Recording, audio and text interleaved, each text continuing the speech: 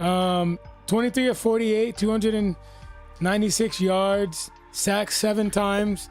His offensive line also failed him as well. Travis Etienne, I mean, even though it was a negative game script, the run game just isn't there.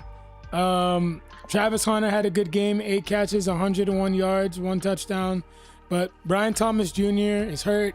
And, how are they going to respond? This is a Jags team that was at one point, they were 4-1, right? Yeah. Yeah, they're 4-1. And now they're 4-3. They're 4-3. Coming off back-to-back losses. And it's not going to get any easier because after this, they're on the bye. Uh-huh. Of course, okay, they play the Raiders. They should win that. But then they're going to play the Texans. That's not going to be an easy game. Then they got to play the Chargers. And then, they could lose that game against the Cardinals, especially, If Kyler Murray come back? Kyler Murray, yeah, especially if Kyler Murray comes back and we don't know, how bad Brian Thomas Jr.'s injury is as well, even though he's just hasn't been the same player as he was his rookie season. And him and Lawrence are just not on the same page. I don't know. I'm off on the Jags. I never bought them.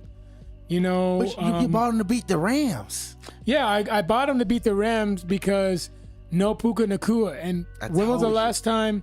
How good were the Rams without Puka Nacua? I told you they got Adams now. As long as you got Adams and Adams, we trust. Yeah, that's true. 3 touchdowns. Yeah, that's true. But my next team that I'm going to talk about is a dumpster fire. Who? And there's Jesse's Miami Dolphins. Oh my God. Losing to the Cleveland Browns 31-6. Tua was benched for their 7th round quarterback. And once again, Tua threw his teammates under the bus and went back and apologized. And Tua is just a guy that just talks out of emotion. Uh-huh.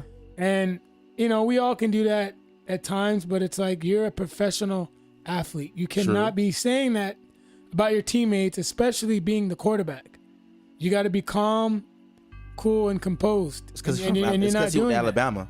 You know what I'm saying? And his coach comes out and says, hey, we're trying to win the game like we had the best chance. Uh-huh.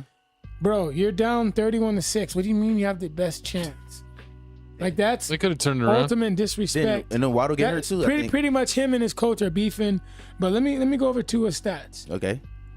100 yards, 12 of 23, sacked 3 times. No, sacked twice and 3 interceptions. Uh-huh.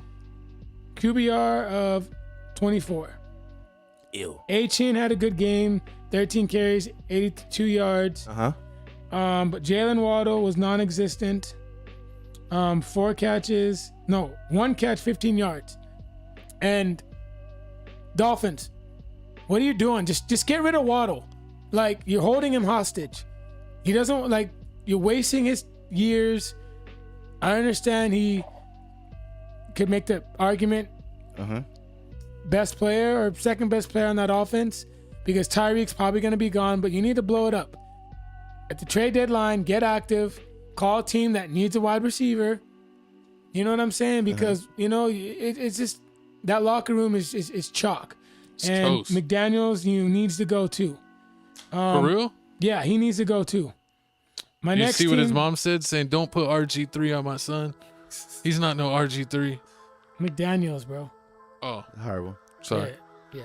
My next team I got to talk about is my favorite team, the New York Giants. All I heard is blowing Daniels. a 33-point lead. No. They gave up.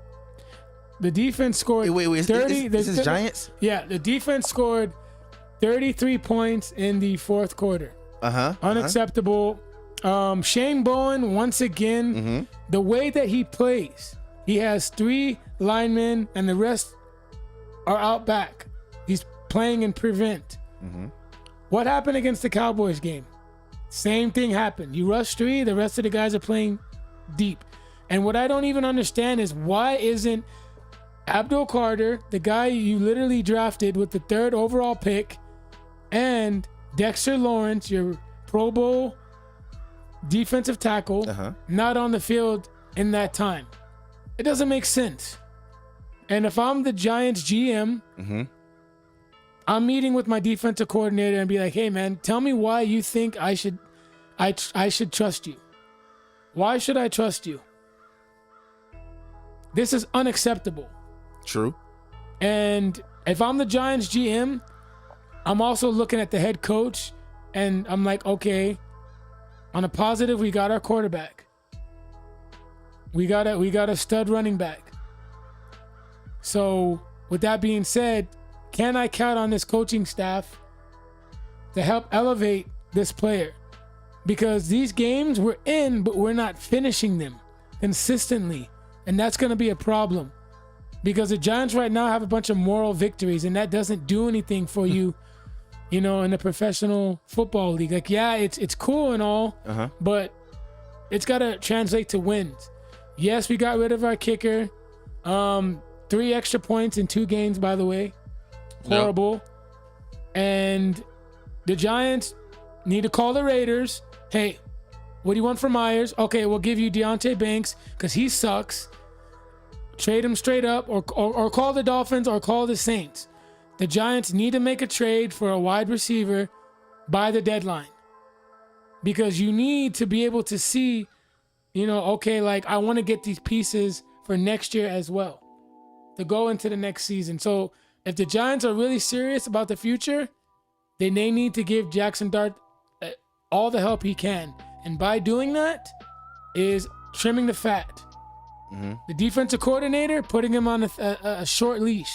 Or he screws up again like this game, hey, get the fuck out. Like, I'm sorry, but we're moving in a different direction.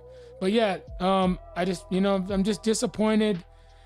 You said they were going to fire the kicker. You called it right before it happened. They had to. My next is the Washington Commanders losing to the Dallas Cowboys.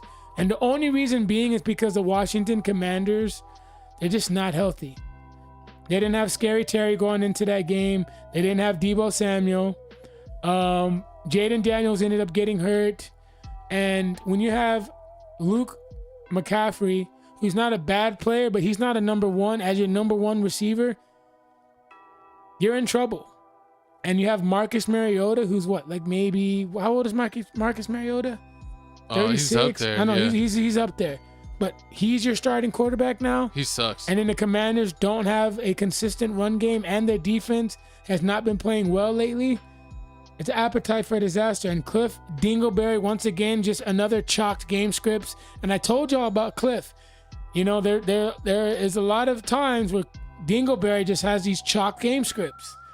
And he's also a liability too as well for the Commandos. So the Commanders right now are taking a huge step back due to injuries and also personnel. So they also have a lot of question marks around that team. And then I'm going to talk about my next loser, the Los Angeles Chargers losing 28-34. I mean, you got to win those games. Even though I picked the Colts to win, the Chargers, you still got to win those games. You're home. John Harbaugh is a better coach. But ultimately, the run game was not there. They're playing from behind the whole time. Let me pull up these stats. Like Justin Herbert, pretty much had a bunch of garbage time stats. And you got to ask yourself, are the Chargers a contender or are they a pretender? Because, I understand that they're missing, their best running back. But, they still have talent. They got Quentin Johnston, Ladd McConkey, Keenan Allen. I mean, look, Keenan Allen isn't old, but still, I mean, if they were to release him, he'd get picked up immediately. They got their whole line. Their whole left tackle is gone. Joe Allen's gone. Yeah, but he's aiming in the right direction. Then you got Trey Pickens out. Yeah, Trey Pickens isn't going to play. Austin is out. That's like three people out. Yeah. They have injuries too. Then all their running backs are gone. But Alt is going to play this Thursday. But yeah, I mean, Herbert, 3 sacks, 2 interceptions. They got no line to protect them. Even though their tight end had a breakout game. They got guards playing tackle. No, I understand. You got to do what you got to do when guys are out. But the running game, Herbert just wasn't doing well. I mean, that dude Vidal, 9 carries, 20 yards, just ain't gonna cut it. It's just unacceptable. And then my winners is the Los Angeles Rams. Beating The Jacksonville Jaguars 35-7. I mean, without Puka Nacua, I mean, Matthew Stafford just did his thing. I mean, he had like 3 interceptions. I mean, not 3 interceptions, 3 touchdowns, and a QBR of, let me see. Matthew Stafford, 5 touchdowns. My bad, Jat. 5 touchdowns, 21 of 33, 182 yards passing. Kyron Williams had an all right game, but Devontae Adams, 3 touchdowns, even though he had 35 yards receiving, but he still did his thing. I'm not completely crazy about the Rams, but hey, they did their things. The next team I want to talk about is the Indianapolis Colts, going to, 7-1? Yep. 7-1. Indiana Jones did his thing. He threw.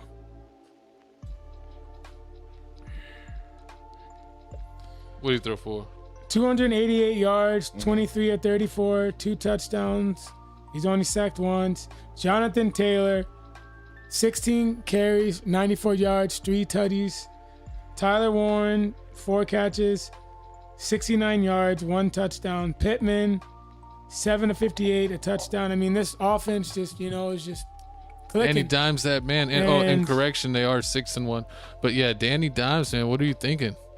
I think he's good where he's at. It was good for him. I still like Jackson Dart. Dart's way cooler. But I mean, he just wasn't built for New York. Yeah. And then my last winner, go ahead, shooter. No, I was just gonna say, Indy seems like a good fit for him. You're right. Like, he doesn't seem like a New York type of guy. It seems like a good spot for him. Well, go ahead, last one. Is the San Francisco 49ers beating the Atlanta Falcons.